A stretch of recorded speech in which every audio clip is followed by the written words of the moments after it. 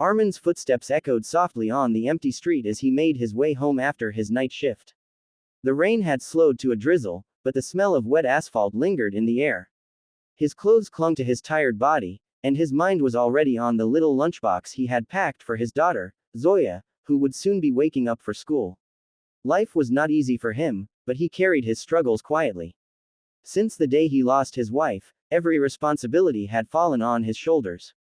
He worked tirelessly, doing whatever job came his way, and yet it always felt like the money was never enough. Still, when Zoya smiled or laughed, all the exhaustion melted away. As he crossed the hospital gates on his way to the bus stop, the sharp sound of tires screeching against the road jolted him. An ambulance rushed in, sirens blaring, lights flashing against the night sky. Nurses and paramedics leapt out, wheeling a stretcher with a pale woman barely conscious. Her pulse is dropping fast, she's losing too much blood. One of the nurses cried out. We need O negative right now. A doctor shouted. The words cut through the night. The urgency, the panic, the desperation, it all hung thick in the air. Armin froze for a moment, staring.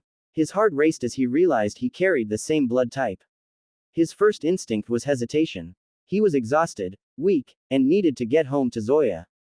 But then, another thought struck him. What if that woman was someone's mother?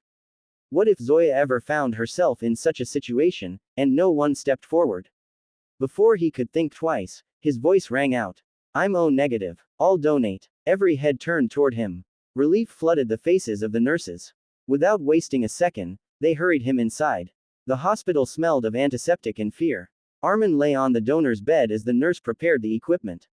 He clenched his fists to steady himself, telling himself he had to be strong. He thought of Zoya again, of her sleeping peacefully at home, unaware of where her father was right now. As the needle slid into his arm, a dull pain spread, but he didn't flinch. He stared at the ceiling, his mind drifting. He had no idea who the woman was, but he knew she was fighting for her life. He prayed silently that his blood would be enough to keep her alive. The minutes crawled by slowly. He felt the weakness spreading through his body as the bag slowly filled with his blood. He wondered if he would faint, but he forced himself to stay awake. He had to finish. A nurse whispered softly, You're saving her life.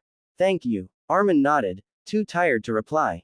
For him, this wasn't about thanks or recognition. It was simply what had to be done. When it was over, the nurse removed the needle gently and asked him to rest for a while. Please lie down for at least 15 minutes. Your body needs to recover, she insisted. But Armin shook his head. I can't. I need to go home. My daughter will wake up soon, and I have to get her ready for school. The nurse tried to argue, but Armin stood up slowly, swaying slightly on his feet. He forced a weak smile and left the hospital, his steps unsteady but determined. Outside, the drizzle had stopped. The city was still half asleep, the streetlights glowing faintly. Armin pulled his jacket tighter and started walking. Every step felt heavier than the last, but he told himself it was worth it. By the time he reached home, the sky was turning a soft gray. Zoya was already awake, her little face lighting up when she saw him. Papa, you're back, she said, running into his arms. Armin hugged her tightly, hiding his fatigue. He didn't tell her what he had just done. She was too young to understand sacrifice, and he didn't want to burden her little heart. All that mattered was that she had breakfast before school and her father's smile to comfort her.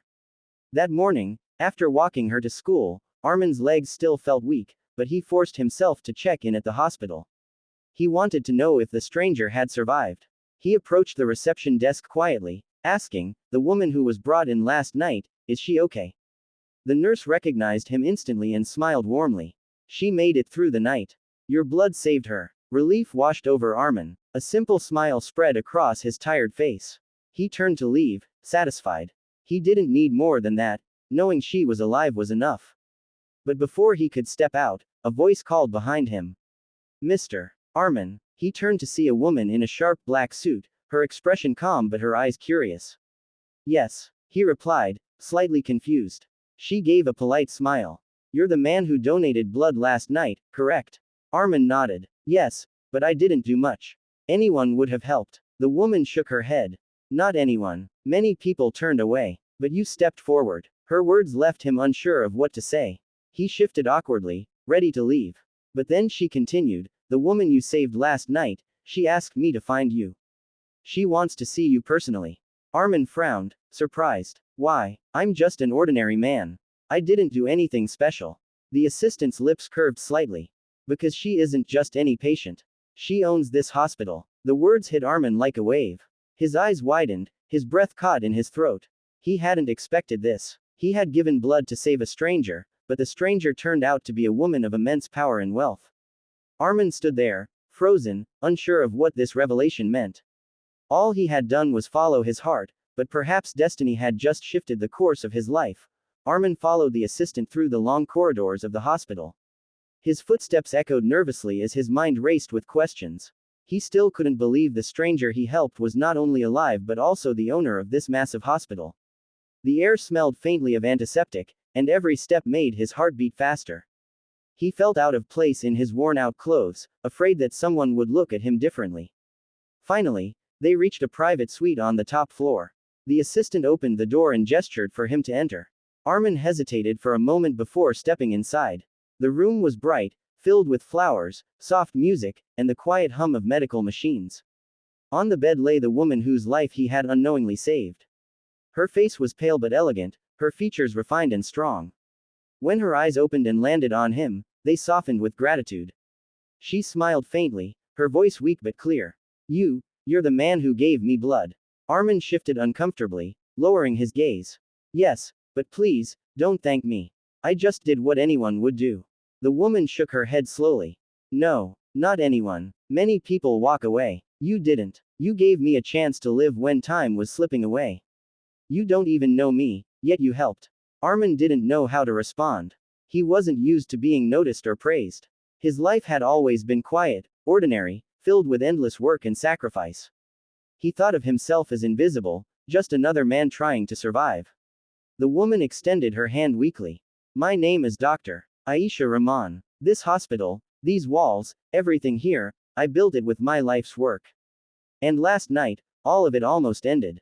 But you saved me. Armin nodded politely, unsure what to say. I'm Armin, he said simply. I'm just a father. I don't own much except my daughter. Doctor. Aisha's eyes lit up with curiosity. You have a daughter? Yes, he replied, softly. Her name is Zoya. She's 8. She's all I have. He went on to tell her about his life. About losing his wife to illness when Zoya was just a baby. About working nights and days, cleaning floors, fixing machines, anything to keep food on the table. His voice trembled when he spoke about the struggles, how sometimes he went hungry just so Zoya could eat, how he worried every night about her future. Doctor. Aisha listened with rapt attention. She was a woman who had seen the world, who had met business tycoons, politicians, and surgeons, but never had she met someone who carried so much quiet strength in such humble words. Tears welled up in her eyes as she whispered, You remind me of why I became a doctor in the first place. To save lives. And you saved mine. Armin shook his head quickly. Please, don't say it like that. I just gave blood. It's not a big thing. But she smiled knowingly. It is a big thing. Without it, I wouldn't be here talking to you. Don't dismiss the value of what you gave. There was a silence in the room, but it wasn't awkward. It was heavy with emotion, filled with the weight of unspoken gratitude. Finally, drive. Aisha spoke again, her voice stronger. Armin, I don't want this to end as a simple thank you. I want to do something for you. You've given me life, and I want to give you and your daughter something in return. Armin looked startled. No, please. I didn't do this for a reward. I don't want charity. Her eyes softened even more. It's not charity. It's respect. You saved me, and I will honor that. Tell me, what does your daughter dream of becoming? Armin hesitated, then smiled faintly. She wants to be a doctor. She says she wants to heal people like the ones who tried to save her mother. Doctor. Aisha felt her throat tighten at the words. Then from today, Zoya will study under this hospital's education program. Her tuition, her books, everything will be free. I'll personally make sure she has the chance to follow that dream. Armin's eyes widened. He opened his mouth to protest, but his voice cracked with emotion. I don't know what to say. Say yes, Aisha replied firmly. Say yes for your daughter's future. Armin felt tears sting his eyes, something he hadn't allowed himself in years. He nodded slowly, whispering, yes. Thank you. But Aisha wasn't done. And you, Armin, you'll no longer run between odd jobs. I want you to work here, at this hospital. A stable job, with respect and a salary that will let you live without fear. Armin's heart pounded. He thought of the endless nights of sweeping floors, of the hunger, of the exhaustion. And here, in one morning, everything was changing. He lowered his head, struggling to hold back tears. I don't deserve this. Aisha smiled gently. You deserve it more than anyone I've met. Sometimes fate brings strangers together for a reason. Last night, you saved me. Today, let me help you. Armin lifted his eyes and saw sincerity in hers. For the first time in years, he felt the crushing weight on his shoulders lighten. He thought of Zoya, of her laughter, of her bright eyes. He thought of her future, now brighter than ever. As he turned to leave, Aisha's voice followed him softly. Sometimes, the smallest sacrifice becomes the greatest miracle. Armin stopped in his tracks, her words echoing in his heart. He smiled faintly to himself as he walked down the corridor. For years, he had fought alone, invisible to the world. But now, because of one selfless act, fate had noticed him. And deep inside, he knew life for him and Zoya was never going to be the same again.